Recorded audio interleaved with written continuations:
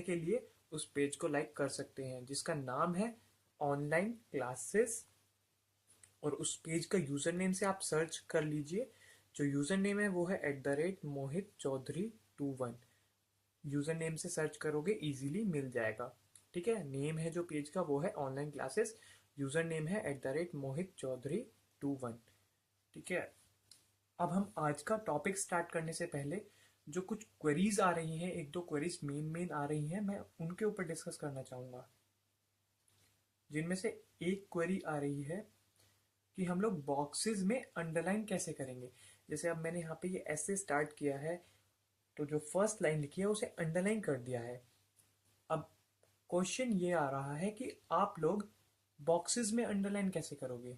तो मैं आपको बताऊंगा कि देखिए जो बॉक्सेस है, अब बॉक्सेस में आपने अलग अलग वर्ड लिखोगे तो आप पूरी लाइन को अंडरलाइन नहीं करोगे, मतलब पूरे वाक्य को अंडरलाइन नहीं करोगे। आप क्या करोगे, आप वर्ड के नीचे अंडरलाइन करोगे। जो बॉक्स है, जैसे बॉक्स बना होगा, इसके अंदर आप वर्ड लिखोगे। अब इस वर्ड को आपको अंडरलाइन करना है। ठीक है, आपको इस वर्ड को अंडरलाइन करना है, ब्लैक पेन से लिखना है और उसके नीचे अंडरलाइन भी करना है।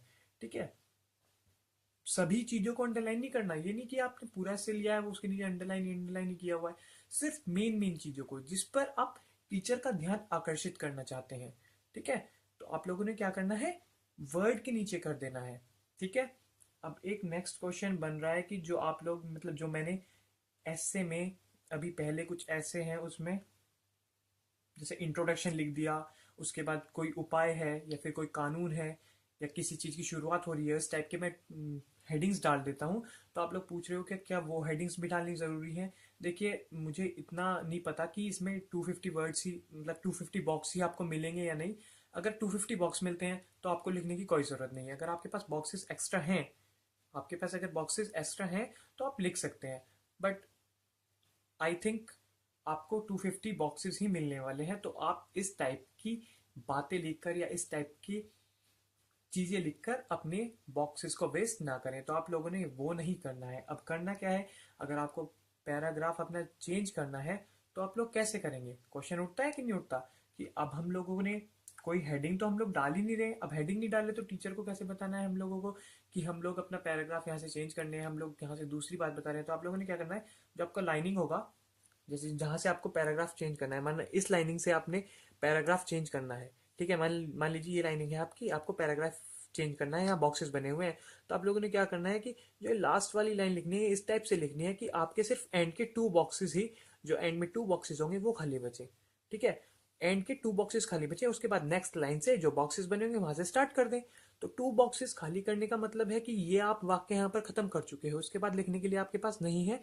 तो आप लोगों ने क्या कर दिया, आपने नया पैराग्राफ स्टार्ट कर दिया है। तो टीचर यहाँ से समझ जाएगा। देखिए आपके बॉक्सेस भी कम वेस्ट हो गए और आपका पैराग्राफ भी चेंज हो चुका है। ठीक है, 1 से 2 बॉक्सेस आपको वहां पर छोड़ने हैं। ठीक है, और तो इस टाइप से आप लोगों को करना है। ठीक है, और एक और क्वेरीज आ रही है कि जो कोट्स हम लोग लिख रहे हैं वो किस उस टाइप से अगर कोट्स लिखेंगे तो बॉक्सेस ज़्यादा यूज़ होंगे। वो मैंने आगे जो कोट्स लिखा हुआ है मैं उसी पे बताऊंगा आपको वो कोट कैसे लिखने हैं जो आपके बॉक्सेस ज़्यादा वेस्ट ना हो। ठीक है, तो हम पहले स्टार्ट करते हैं। जो हमने आज का टॉपिक लिया है साइबर अपराध, साइबर क्राइम। तो मैंने क्या किया, वही मैंने एक लाइन ले ली अच्छी सी जिससे मैंने अपने ऐसे को स्टार्ट किया। स्टार्ट किससे किया, इंटरनेट की ओर बढ़ता कदम ही साइबर अपराध के जन्म का कारण है। आप सभी जानते हैं, ऑब्वियस सी लाइन है एक, कि इंटरनेट की ओर जितना हम कदम बढ़ा रहे हैं साइबर अपराध भी उतना ही धीरे धीरे बढ़ता जा रहा है। ठीक है, कोई अलग से लाइन मैंने ये नहीं लिखी, सिर्फ जो सच था या फिर जो ट्रुथ था वही मैंने यहाँ पर लिख दिया। अब स्टार्टिंग कैसे किया मैंने फिर, कि इंटरनेट विज्ञान एवं प्रौद्योगिकी की श्रेष्ठतम सौगातों में से एक है, लेकिन विडंबना यह है। आप सभी जानते हैं कि इंटरनेट हमारे लिए कितना ज़रूरी है आज के टाइम में। तो मैंने उसी बात को लिखा है, जो टेक्नोलॉजी चल रही है उसमें इंटरनेट हमारे लिए आज के टाइम में बहुत मेन थिंग है। ठीक है, लेकिन प्रॉब्लम क्या आई, प्रॉब्लम यह है कि जैसे जैसे इंटरनेट हमारे जीवन को सुगम व गतिशील, मतलब इजी बना रहा है, वैसे वैसे इससे जुड़े खतरे, जितनी भी प्रॉब्लम्स बहुत ज़्यादा क्रिएट हो रही हैं, आप लोग सभी जानते हैं। तो उसी बात को मैंने यहाँ पर लिख दिया। अब इंटरनेट के माध्यम से होने वाले आपराधिक कृत्यों को साइबर क्राइम या साइबर अपराध के नाम से जाना जाता है। तो क्या लिखा मैंने, कि इंटरनेट के माध्यम से होने वाले आपराधिक कृत्य, जो भी इंटरनेट के माध्यम से आपराधिक कृत्य हो रहे हैं उसी को हम लोग क्या बोलते हैं, साइबर क्राइम या साइबर अपराध। अब मैंने यहाँ पे साइबर क्राइम या साइबर अपराध के नाम से जाना जाता है इस लाइन को लिखा। आप लोगों को तो वहां पे बॉक्सेस देखने हैं, तो आप लोगों ने क्या करना है, साइबर क्राइम नहीं लिखना, सीधा क्या लिखना है, साइबर अपराध के नाम से जाना जाता है। अब मैंने इसी की डेफिनेशन को अच्छी तरीके से डिस्कस किया। कैसे? अतः बिना पूर्व अनुमति के संसाधन और संचरण से संबंधित कोई भी गैर कानूनी, अनैतिक व अनाधिकृत कृत्य साइबर अपराध की श्रेणी में आते हैं। ठीक है, मैंने अच्छी सी डेफिनेशन डाल दी। अब ये डेफिनेशन आप कहाँ से लाओगे, इसके लिए आपको स्टडी करना होगा। देखिए, कोई भी टॉपिक आप बहुत अच्छा तभी लिख पाएंगे जब आपने उसके बारे में पढ़ा हुआ होगा। ये नहीं कि आपने पढ़ा तो हुआ ही नहीं और आप चाह रहे हैं कि इस टॉपिक को बहुत अच्छा लिख दूं, नहीं लिख पाएंगे आप। अगर आपको थोड़ी सी भी नॉलेज है तो भी आप अच्छा लिख सकते हैं, पर आपको अच्छी नॉलेज है तो आप बहुत अच्छा लिख सकते हैं। तो बेस्ट यही रहेगा, न्यूज़पेपर डेली डेली पढ़ते रहिए। ठीक है, तो इस टाइप की आप कोई भी अगर आपका टॉपिक है और डेफिनेशन अच्छी सी डाल देंगे ना, और ब्लैक लाइन से अंडरलाइन, ब्लैक पेन से अंडरलाइन कर देंगे, तो बहुत अच्छा आपका ऐसे लगने वाला है। सो अब हम नेक्स्ट चलते हैं। नेक्स्ट हमने क्या लिखा है, ठीक है। अब आता है साइबर अपराध का स्वरूप क्या है। देखिए, हमारा टॉपिक था सिर्फ साइबर अपराध, तो मैंने सभी चीज़ों से थोड़ी थोड़ी चीज़ें ले ली हैं, सभी थोड़ी थोड़ी हेडिंग, मतलब हर हेडिंग बना दी है और उसकी छोटी छोटी बातें लिख दी हैं।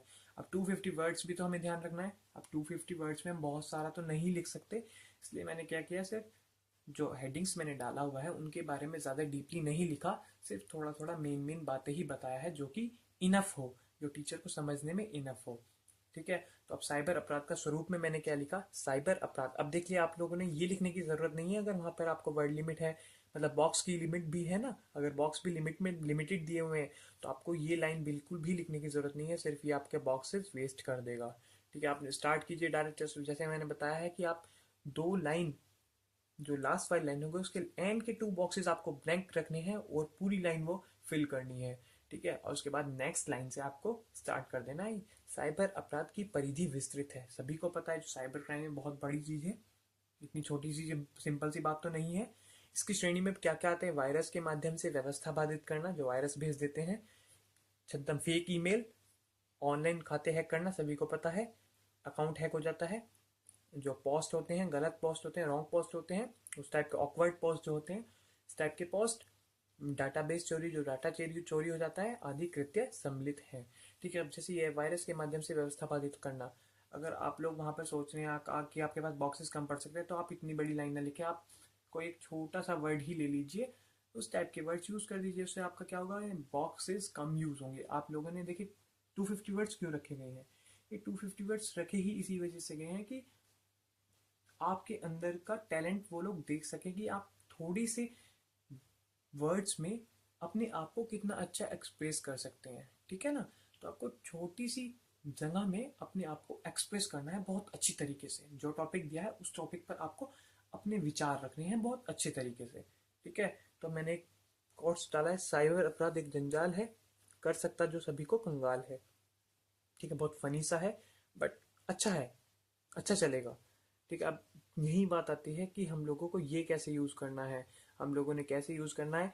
साइबर अपराध एक जंजाल है, ये एक लाइन में आ गया बॉक्सेस में, उसके बाद एक बॉक्स ब्लैंक रखना है, उसके बाद ये दूसरा लाइन लिख लेना है, कर सकता जो सभी को कंगाल है। अब बात आता है कि उसके बाद सेकेंड लाइन तक ये पहुंच ही जाएगा, ऑब्वियस सी बात है, फिर उसके आगे के बॉक्सेस को क्या करना है, फिर आपको एक बॉक्स छोड़ के अपना लाइन स्टार्ट कर देना है। बट ये ध्यान रखना है कि इसका जो आप वर्ड लिखोगे वो डुअल अंडरलाइन हो, दो बार अंडरलाइन किया वो हो, और ये इन्वर्टेड कॉमास में बंद हो।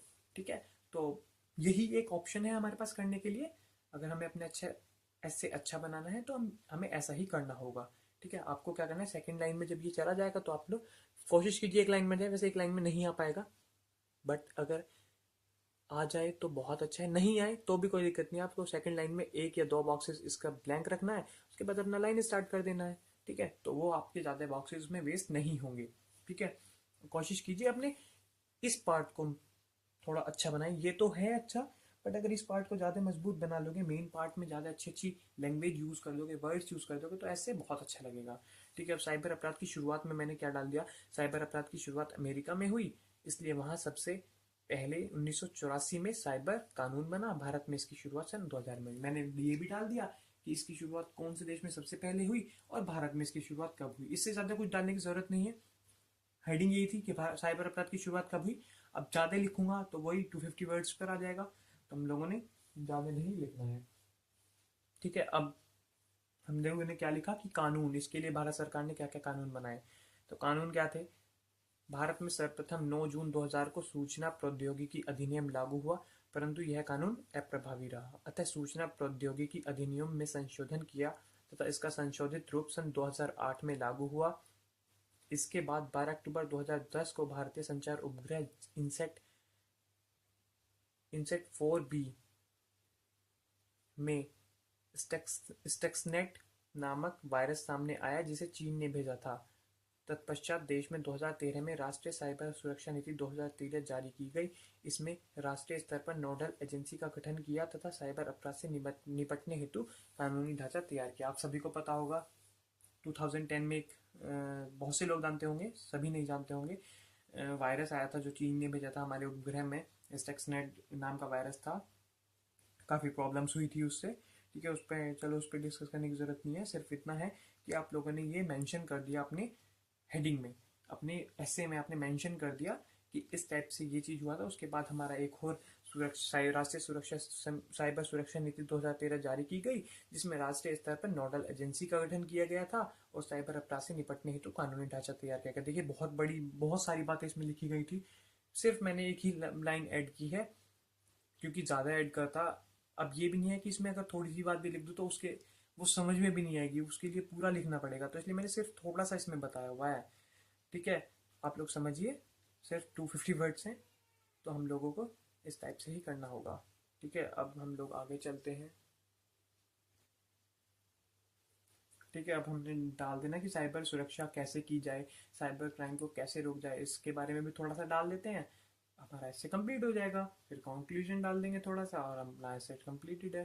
ठीक है, अब उसमें क्योंकि देखो टॉपिक में सिर्फ ये दिया था ना साइबर अपराध, तो मैंने साइबर अपराध के बारे में सारी चीज़ें डाल दी हैं। अगर वो पूछता कि साइबर अपराध के लिए भारत सरकार ने क्या क्या कदम उठाए, तो फिर मुझे उसमें कुछ नहीं लिखना था, सिर्फ मुझे भारत सरकार के कदम जो कानून थे वो अच्छी तरीके से डिस्क्राइब करने थे। अब इसमें कुछ ऐसा मेंशन नहीं रहा था, मैंने पूरा टॉपिक ही कवर कर दिया। पूरा टॉपिक इसलिए कवर किया है जैसे कि आप लोगों को इसके बारे में नॉलेज हो जाए। ठीक है, अगर आपको कुछ भी इससे रिलेटेड कोई भी टॉपिक आता है तो उसके बारे में आप लिख दोगे, एटलीस्ट ऐसा नहीं होगा कि आप लिख नहीं पाओगे, आप अच्छा सा लिख दोगे। ठीक है, अब हम लोग चलते हैं साइबर सुरक्षा क्या के लिए मैंने क्या लिखा। साइबर सुरक्षा को बढ़ावा देने हेतु 3 स्तरों पर प्रयास आवश्यक है: अंतर्राष्ट्रीय स्तर पर, राष्ट्रीय स्तर पर, व्यक्तिगत स्तर पर। फिर वही बॉक्सेस बचाने हैं तो आप नहीं लिखिए, तीनों लाइन यहाँ पे ना लिखिए, डायरेक्ट डालिए 1 पॉइंट। अंतर्राष्ट्रीय स्तर पर एक ऐसा नियामक तंत्र होना चाहिए जो राष्ट्रीय हितों को ध्यान में रखते हुए कानून बनाए, कानून का उल्लंघन जो भी करे उसे उस पर दंड आरोपित हो, जो भी देश कानून का उस उल्लंघन करे उस पर दंड आरोपित हो। राष्ट्रीय स्तर पर सुरक्षा हेतु विशेष एजेंसियों का गठन किया जाना चाहिए। ठीक है, व्यक्तिगत स्तर पर क्या करना है, जनता में साइबर सुरक्षा व अपराध से जनता को परिचित कराना होगा। ठीक है, बहुत से इंडिया में तो ये प्रॉब्लम है कि इंडिया में लोगों को पता ही नहीं है, सोशल साइट्स ही यूज़ करते हैं सिर्फ, अकाउंट मतलब बहुत कम लोग हैं जिन लोगों को ये पता है कि अपने अकाउंट का पासवर्ड आपको जल्दी जल्दी चेंज करना चाहिए, किस टाइप का पासवर्ड यूज़ करना चाहिए। बहुत सिंपल बहुत से क्या करते हैं, ऑनलाइन बैंकिंग करवा लेते हैं, पासवर्ड एक बार डाल दिया उसके बाद चेंज करने की कोई ज़रूरत नहीं है, और चेंज भी करते हैं तो इतना सिंपल सिंपल पासवर्ड बना देते हैं जो बहुत ईजीली हैक हो जाता है। तो ये चीज़ अभी इंडिया में इतनी ज़्यादा नहीं है, पता नहीं है लोगों को, बट धीरे धीरे जैसे जैसे पता लग जाएगी तो काफ़ी हद तक ये कम शायद हो सकता है। बट वही है कि हम लोग जितने एडवांस हो जाएंगे, हैकर भी उतने ही एडवांस होते जा रहे हैं, तो कुछ नहीं कहा जा सकता। बट यह है कि कानून तो बनाने ही होंगे। व्यक्तिगत स्तर पर जनता में साइबर सुरक्षा व अपराध से परिचित कराना होगा। ठीक है, अब इन सभी हम कंक्लूजन पे आते हैं। इन सभी तथ्यों के बावजूद प्रसन्नता की बात यह है कि भारत के साइबर विशेषज्ञ की मांग पूरे विश्व में हो रही है। ठीक है, परंतु फिर भी हम लोगों को साइबर अपराध के प्रति चेतन रहना आवश्यक है तथा सूचनाओं के आदान प्रदान को सरल बनाना चाहिए, जिससे सभी आपराधिक मंशाएं विफल हो जाएं। यदि संपूर्ण विश्व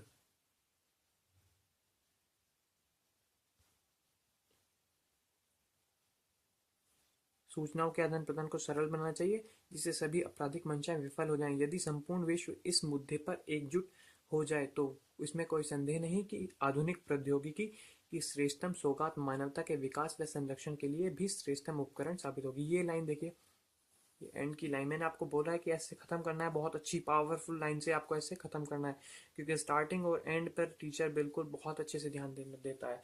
तो ये लाइन मैंने उसी टाइप से, उसी पर्पस से डाली हुई है कि एक परफेक्ट लाइन, एक जो मतलब टीचर पे इफेक्ट डाले, उस टाइप की कोई लाइन आपको एंड में लिख देनी है। तो वही लिखा है मैंने, इसमें कोई संदेह नहीं कि आधुनिक प्रौद्योगिकी, देखिए वर्ड अच्छे अच्छे यूज किए, आधुनिक प्रौद्योगिकी की श्रेष्ठतम सौगात मानवता के विकास व संरक्षण के लिए भी श्रेष्ठतम उपकरण साबित होगी।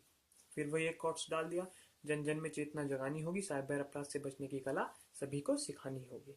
ठीक है, तो इस टाइप से आप अपने ऐसे को प्रिपेयर कर सकते हैं। देखिए ऐसे को अच्छा बनाना आपके ऊपर डिपेंड करता है, आप प्रैक्टिस करते जाइए तो आपको पता लग जाएगा कि आपको कहाँ से क्या लिखना है, किस टाइप से लिखना है, किस ऐसे पे क्या लिखना ज़रूरी है। इस टाइप से आप सब चीज़ अगर एक बार अंडरस्टैंडिंग करने लग जाओगे ना, तो आप इजीली बहुत अच्छा ऐसे लिख दोगे। मतलब पढ़ते रहिए आप, बस न्यूज़पेपर पढ़ते रहिए डेली डेली, किसी भी टॉपिक पे पढ़िए।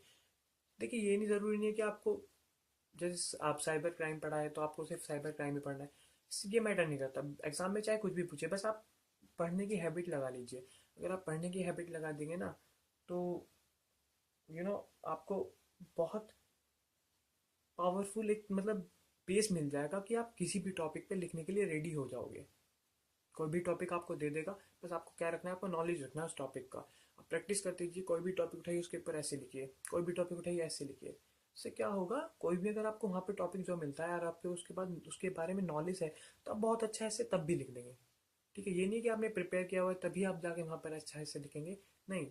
अगर आप लिखना जानते हैं ना, तो आप वहाँ पर जाके बहुत अच्छा ऐसे ही लिख पाएंगे। बस थोड़ी थोड़ी मेन मेन बातें आपको ध्यान रखनी है।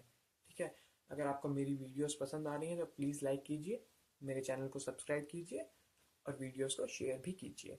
जो भी कोई क्वेरी हो कमेंट में आप दे सकते हैं। सो आज के लिए इतना ही। आई होप आपको वीडियो पसंद आई होगी। Thank you guys.